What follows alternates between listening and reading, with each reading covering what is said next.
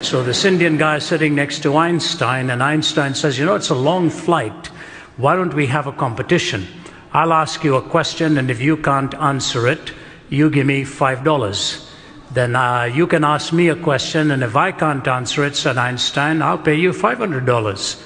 The Indian guy, you know, thought this is a great deal. If I can't answer it, $5. If he can't answer it, $500. So he told Einstein, all right, you go first.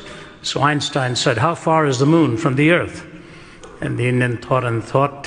He said, you know what, I really don't have the exact answer. Here's $5.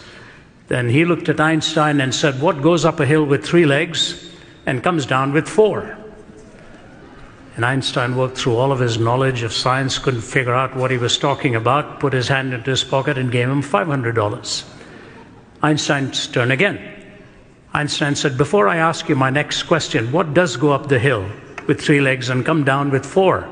And the Indian put his hand into his pocket and gave him $5.